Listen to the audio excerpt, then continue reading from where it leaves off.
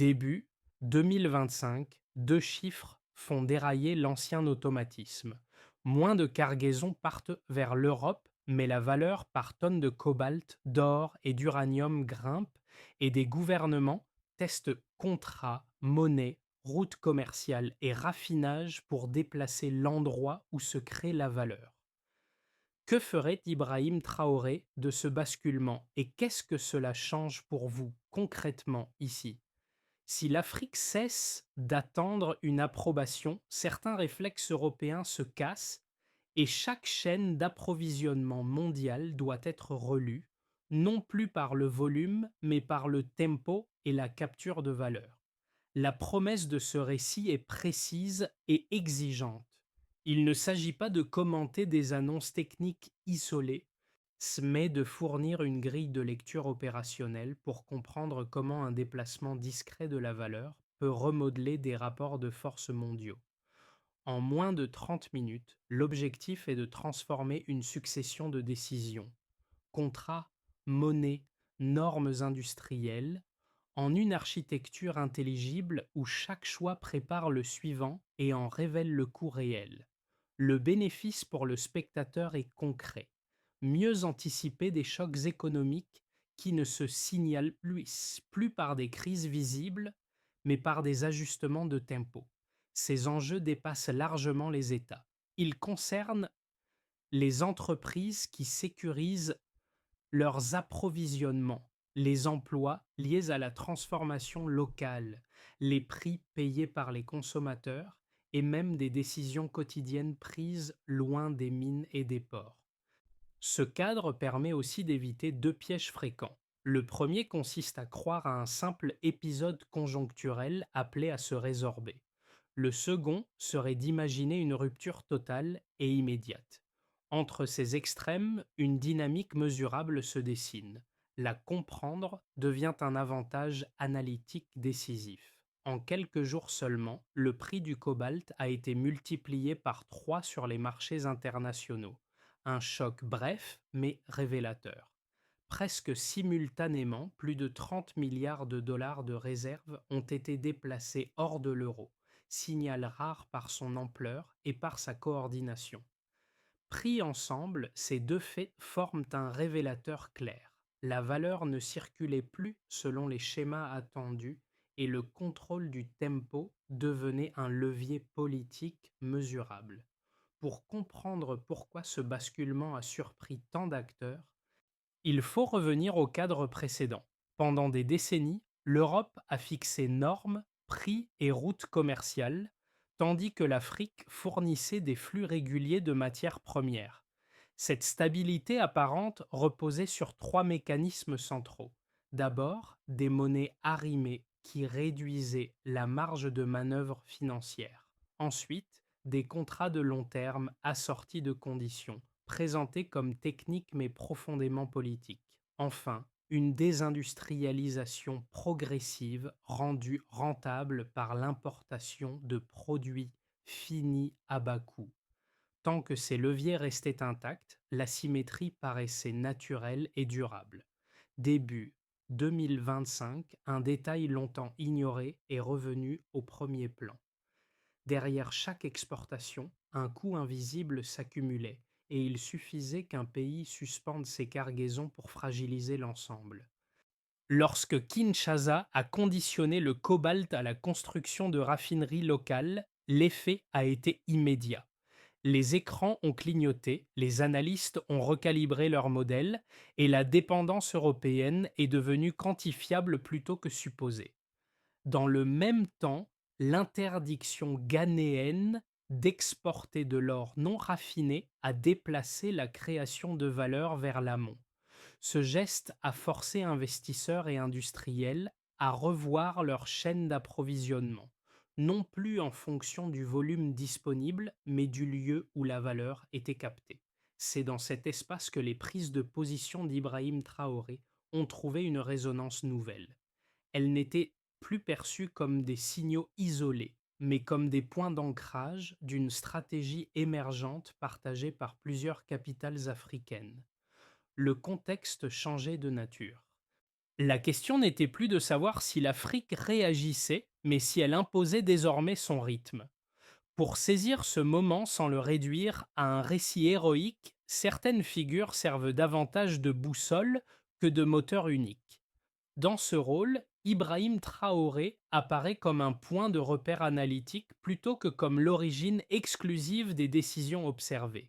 Ces déclarations, d'abord reçues comme des formules symboliques, ont été progressivement relues comme des diagnostics stratégiques. Elles ont fourni un langage commun à des choix déjà en gestation dans plusieurs capitales, rendant lisible une transformation collective sans la personnaliser à l'excès. Deux microcas permettent d'en mesurer les effets précoces à une échelle encore limitée mais révélatrice. Au Mali, la suspension de permis miniers détenus par des entreprises françaises n'a pas provoqué l'effondrement annoncé par certains observateurs. Au contraire, elle a déclenché une renégociation accélérée des contrats existants. Le centre de gravité des discussions s'est déplacé. Moins de clauses politiques implicites, davantage d'exigences sur la transformation locale, la participation nationale et la visibilité des coûts réels. Le pouvoir de fixation des règles n'était plus automatiquement extérieur. Au Ghana, l'interdiction d'exporter de l'or non raffiné a produit un impact d'une autre nature. En quelques semaines, des investisseurs ont proposé des cofinancements d'infrastructures de raffinage sur place. La contrainte s'est transformée en levier. Là où un retrait des capitaux était anticipé, on a observé une reconfiguration des chaînes de valeur avec des engagements plus longs et plus enracinés localement. Ces exemples ne représentent semble pas encore des volumes massifs. Leur importance tient à leur signal. Modifier un seul point, le lieu où la valeur est captée, suffit à déplacer l'équilibre entre producteurs, acheteurs et intermédiaires. C'est ce déplacement qui rend les prises de position d'Ibrahim Traoré audibles bien au-delà du Burkina Faso. En clair, changer la règle locale change la dynamique globale. Avant le basculement, la séquence paraissait presque routinière. Les matières premières quittaient les ports africains à un rythme régulier. Les contrats étaient reconduits sans heure visible et les marchés européens intégraient de ces flux comme une donnée acquise. Cette continuité entretenait une illusion de stabilité. Les signaux faibles existaient déjà, mais ils étaient de relégués au rang d'anomalies temporaires. Le système fonctionnait tant que le point de sortie de la ressource restait hors débat et que le tempo demeurait fixé de l'extérieur. L'activation a rompu cette inertie. Un premier geste, jugé symbolique par certains, a introduit une discontinuité nette, conditionné certaines exportations à la transformation locale. Ce choix a déplacé la discussion du volume vers la valeur. Les partenaires habituels ont tenté de temporiser, invoquant des contraintes techniques et des délais. Mais la logique avait changé. Le temps cessait d'être un paramètre neutre pour devenir un outil de négociation. Chaque jour de suspension rendait visible un coût auparavant diffus.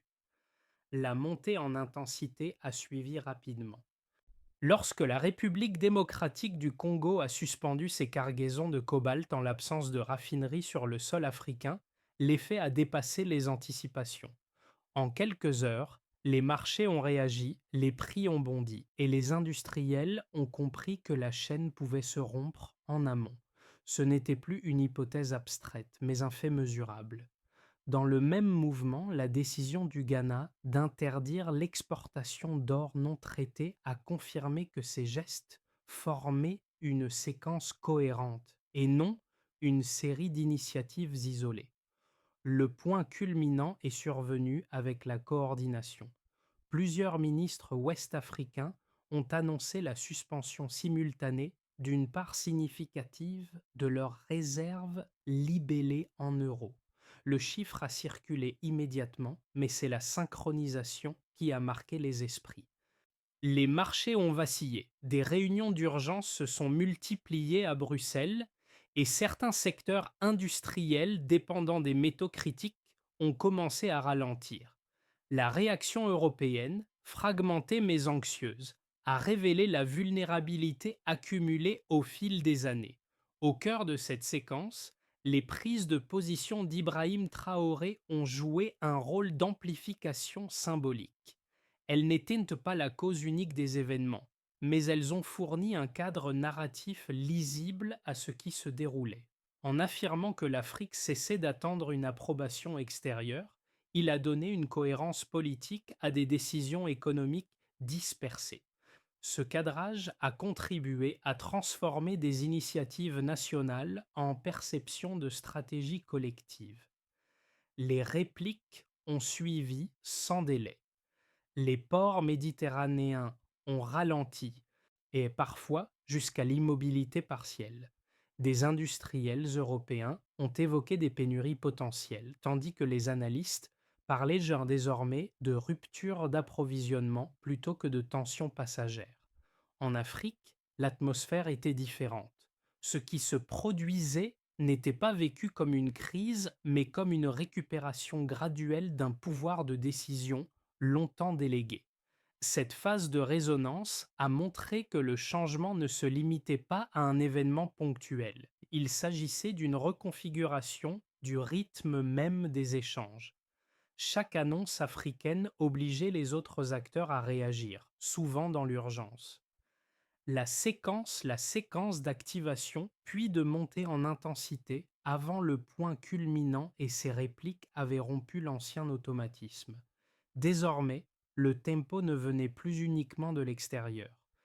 Le point de départ, ou point de départ, reposait sur une hypothèse simple: des flux continus, des contrats de long terme et une concentration géographique jugée efficace suffisaient à garantir la stabilité des chaînes d'approvisionnement européennes. Dans ce cadre, les matières premières africaines étaient intégrées au modèle industriel comme des variables prévisibles, presque neutres, et le risque était marginalisé. Cette architecture fonctionnait tant que le lieu de sortie de la ressource et le rythme des exportations restaient hors débat politique explicite.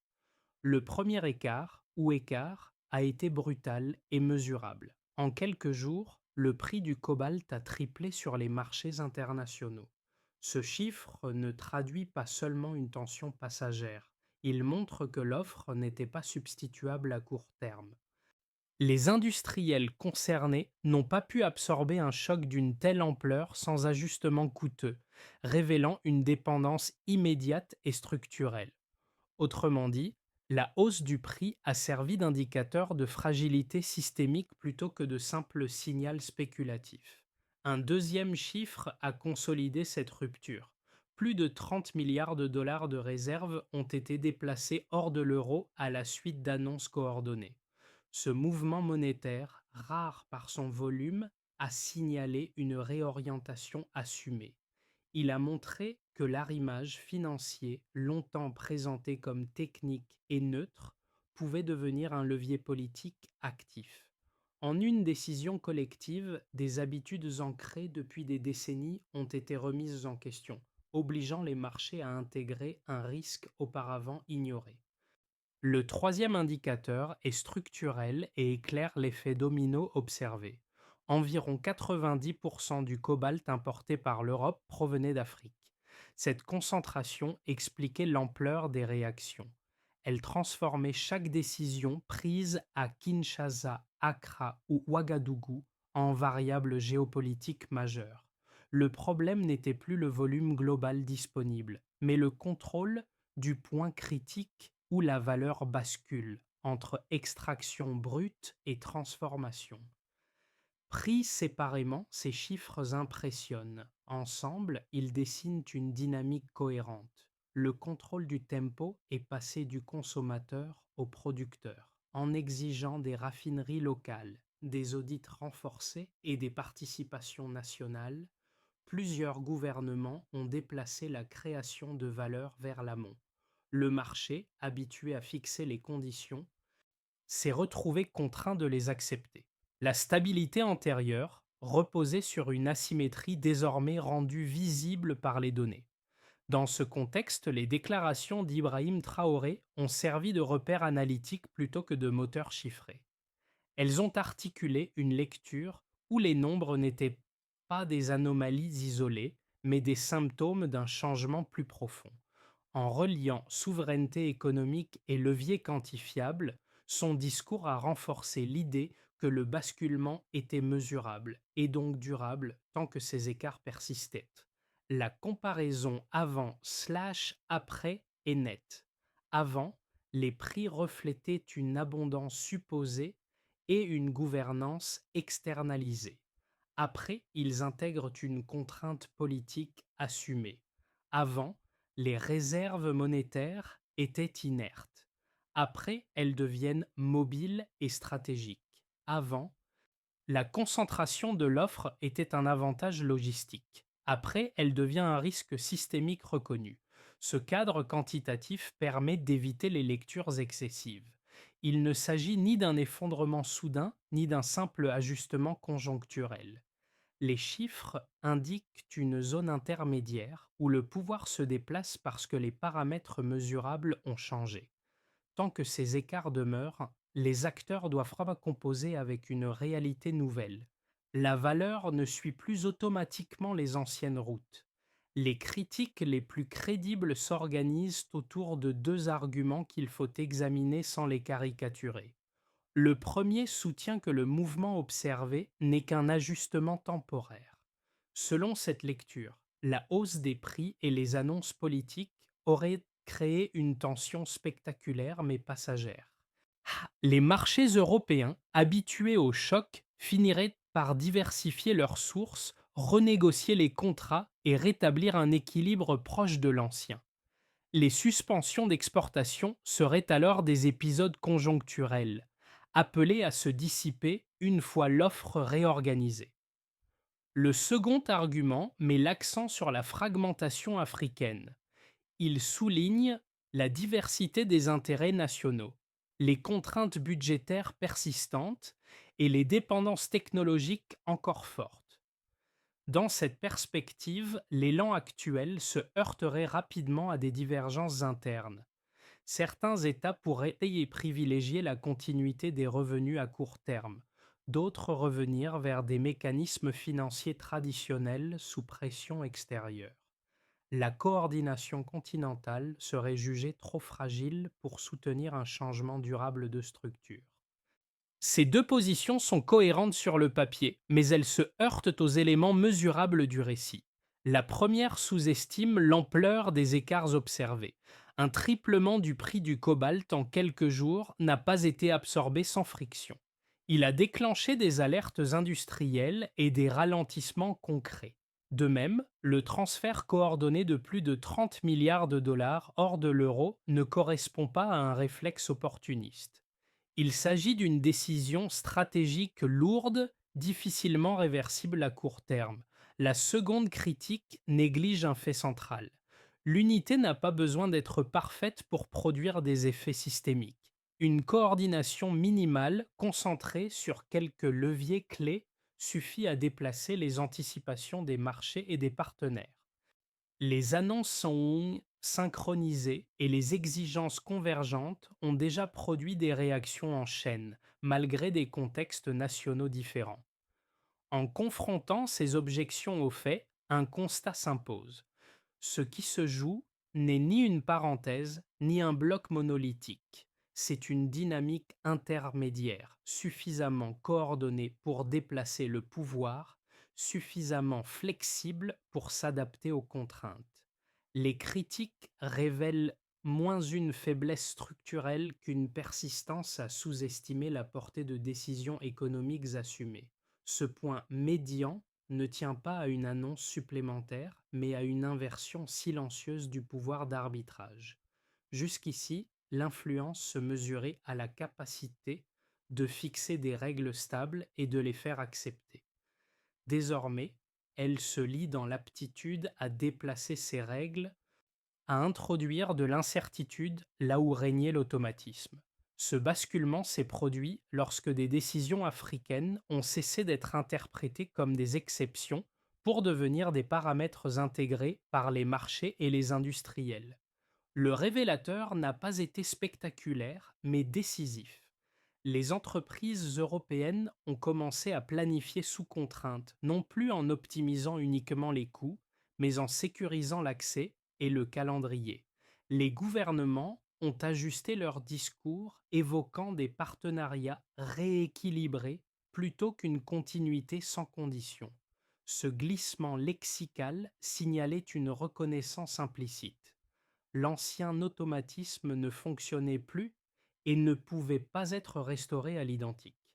Dans ce moment précis, la parole d'Ibrahim Traoré a pris une valeur particulière. Non parce qu'elle annonçait une rupture totale, mais parce qu'elle nommait clairement le déplacement en cours.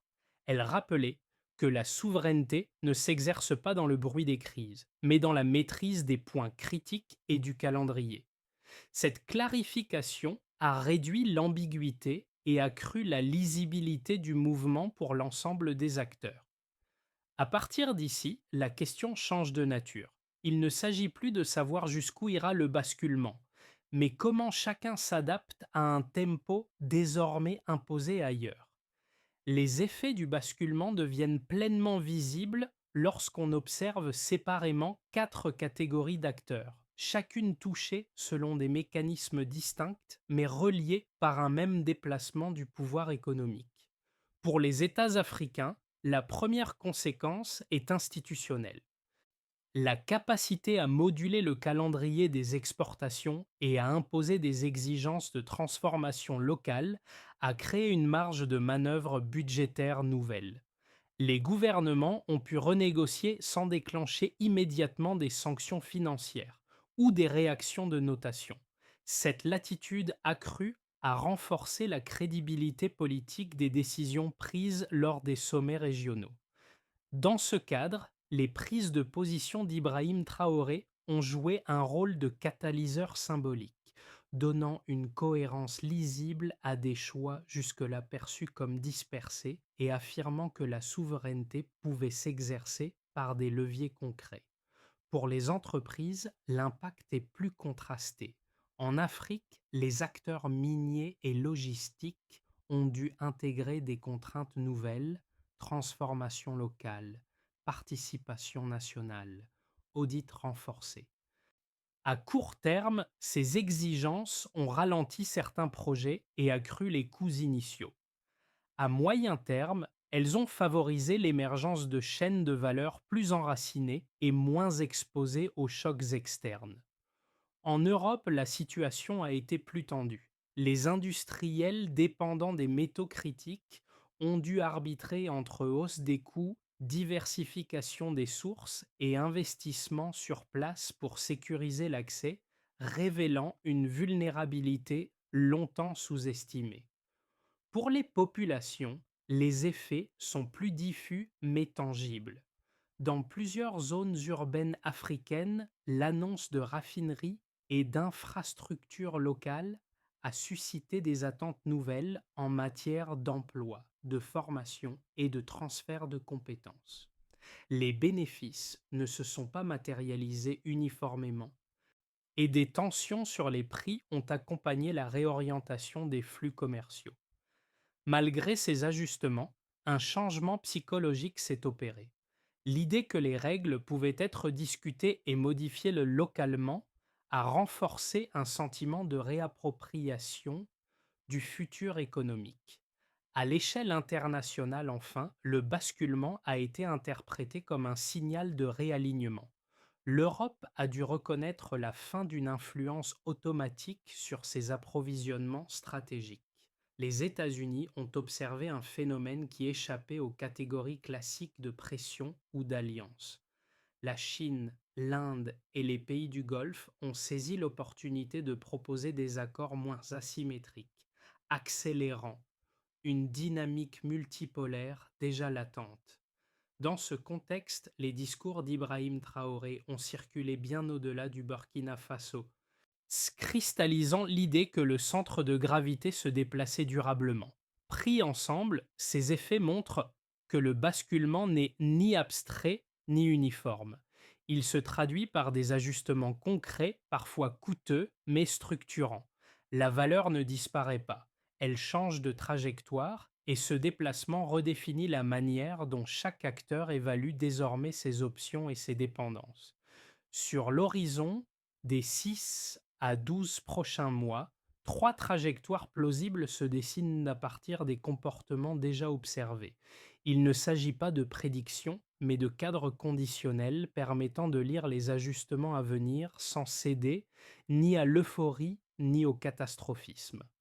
Dans un scénario central de rééquilibrage contrôlé, si les États maintiennent les mesures actuelles tout en renforçant leurs capacités administratives, un nouvel équilibre dynamique peut s'installer. Les projets de raffinage avancent par étapes, les audits débouchent sur des renégociations ciblées et les partenaires européens adoptent un ton plus pragmatique. Les flux commerciaux se redistribuent sans rupture brutale, baisse modérée vers l'Europe, hausse vers l'Asie et le Golfe. Les tensions persistent, mais elles deviennent gérables, intégrées aux modèles industriels et financiers. Dans un scénario plus favorable de consolidation panafricaine, si la coordination s'approfondit et se stabilise, l'élan peut se transformer en avantage structurel. Des plateformes régionales gagnent en liquidité, attirant de nouveaux acheteurs. Les exigences de transformation locale deviennent la norme plutôt que l'exception. Les industriels étrangers investissent davantage sur place pour sécuriser l'accès à long terme. Les effets commencent alors à se diffuser vers l'emploi qualifié, la formation et la diversification économique, renforçant la légitimité politique des choix initiaux. Dans un scénario plus difficile, marqué par des frictions et des pressions externes, des divergences internes peuvent ralentir la dynamique. Certains États, confrontés à des contraintes budgétaires immédiates, pourraient assouplir leurs exigences. Des accords bilatéraux contradictoires affaibliraient la cohérence collective. En réaction, des partenaires extérieurs pourraient durcir leurs positions commerciales ou réglementaires. Le mouvement ne s'inverse pas, mais il perd en lisibilité et en efficacité à court terme. Une recommandation de lecture s'impose. Plutôt que de chercher un verdict rapide, il faut observer trois points de tenue: la continuité des annonces, la constance des exigences de transformation et la cohérence monétaire. Si ces points tiennent, le basculement s'ancre. S'il cède, la transition s'allonge sans disparaître. À ce stade, le basculement cesse d'être une abstraction géopolitique et commence à toucher le lecteur selon sa position, ses choix et ses contraintes. Trois profils permettent d'en saisir les implications concrètes sans simplifier à l'excès une dynamique encore en cours. Pour celles et ceux qui cherchent avant tout une boussole analytique, le récit de 2025 agit comme un révélateur. Il rappelle qu'un système peut paraître stable jusqu'au moment précis où ses points de fragilité deviennent mesurables. La souveraineté économique décrite ici n'est pas un slogan lointain. Elle invite à interroger ses propres dépendances, qu'elles soient-ils liées à l'énergie, aux technologies, aux chaînes d'approvisionnement ou même aux compétences professionnelles. Comprendre comment un acteur collectif reprend la maîtrise du tempo aide à reconnaître des marges d'autonomie souvent invisibles à l'échelle individuelle. Pour les travailleurs, entrepreneurs et décideurs économiques, les effets sont plus directement opérationnels. Les chaînes de valeur se recomposent, la localisation de la transformation devient un critère stratégique et de nouveaux arbitrages émergent entre coût, sécurité et durée. Certains métiers gagnent en importance, notamment autour de la transformation locale, de la logistique avancée et de l'analyse des risques géopolitiques. Dans ce contexte, l'Afrique n'apparaît plus seulement comme un espace de fourniture, mais comme un lieu de conception de modèles industriels alternatifs, susceptibles d'attirer des investissements plus ancrés et plus longs. Pour les observateurs de l'ordre international, enfin, le moment impose un ajustement intellectuel. Il devient difficile de penser le pouvoir comme une donnée figée, détenue durablement par quelques centres. Les décisions observées montrent qu'ils circulent, se déplacent et se reconfigurent dès que des leviers concrets sont actionnés. Les prises de parole d'Ibrahim Traoré, replacées dans cette dynamique, illustrent moins une posture que la nécessité de nommer un déplacement réel, afin de le rendre lisible pour tous les acteurs. Dans ces trois cas, un point commun se dégage.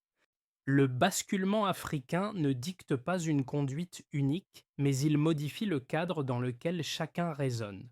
Continuer à analyser le présent avec des catégories anciennes revient à sous-estimer des changements déjà à l'œuvre.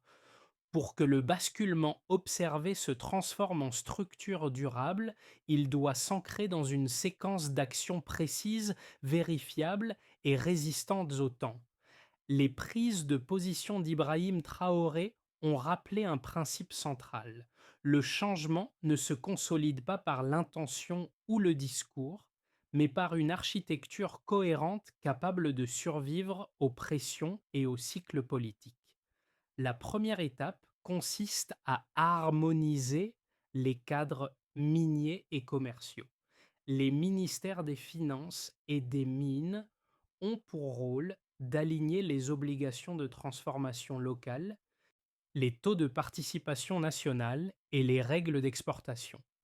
L'horizon est volontairement court, de 6 à 12 mois afin de limiter les contournements. Les indicateurs de suivi sont simples: proportion de contrats renégociés et part de valeur effectivement retenue sur le territoire. La deuxième étape vise la capacité industrielle minimale. Des consortiums publics privés régionaux doivent déployer des unités de raffinage pilotes dans quelques pôles stratégiques plutôt que de multiplier des projets dispersés. L'objectif n'est pas l'autosuffisance immédiate, mais la création de points d'ancrage crédibles. Les volumes raffinés localement deviennent ici le principal critère d'évaluation. La troisième étape est monétaire et financière. Les banques centrales, en coordination avec les institutions régionales, peuvent développer des mécanismes de paiement et de règlement moins dépendants des circuits tradés traditionnels. Il ne s'agit pas d'une rupture brutale, mais d'une diversification progressive, mesurée par la part des transactions réalisées hors des schémas historiques. En parallèle, la sécurisation numérique et la transparence des données contractuelles renforcent la crédibilité de l'ensemble. Enfin, l'implication directe des communautés productrices via des mécanismes de redistribution lisibles ancre politiquement la trajectoire. Cette feuille de route ne promet pas une trajectoire sans friction. Elle fournit toutefois des repères mesurables. Si ces étapes avancent de guidance de concert, la souveraineté cesse d'être une déclaration pour devenir une pratique. Lorsque l'on revient aux premières scènes évoquées plus tôt, port ralenti, marché nerveux, communauté productrice longtemps reléguée à l'arrière-plan, un fil narratif réapparaît avec netteté. La transformation africaine ne s'est pas imposée par un geste spectaculaire unique, mais par une accumulation patiente de décisions cohérentes. Ce sont ces lieux concrets, souvent absents des grandes analyses, qui donnent au basculement sa profondeur réelle et sa crédibilité durable. Le motif central, esquissé tout au long du récit, est celui de la valeur qui cesse de s'échapper. Raffinerie en projet, contrats renégociés, diversification monétaire, autant de signes d'un déplacement progressif mais tangible. Dans cette dynamique, Ibrahim Traoré n'apparaît pas comme un héros isolé, mais comme un repère symbolique et analytique. Ses prises de parole ont permis de nommer ce qui se produisait déjà De relier des gestes dispersés en une trajectoire lisible sans masquer la dimension collective du mouvement. Le rappel est essentiel.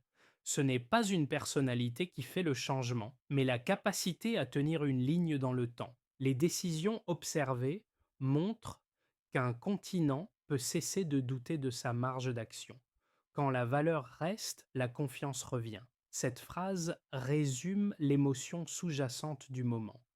Une recomposition ni euphorique ni vindicative, mais résolue et méthodique. En refermant cette séquence, une certitude demeure. Le centre du récit s'est déplacé, et avec lui la manière de penser le pouvoir économique mondial. À ce stade, le récit n'appelle ni une adhésion immédiate ni un rejet réflexe, mais une mise en dialogue. Le basculement décrit ne concerne pas uniquement des gouvernements lointains ou des marchés abstraits. Il interroge la manière dont chacun se situe dans un monde où les centres de décision se déplacent de sans annonce fracassante, mais avec des effets durables. Les images évoquées tout au long du parcours, chaînes industrielles sous tension, communautés productrices redevenues visibles, partenaires contraints de renégocier, fonctionnent comme des symboles d'un ordre en recomposition.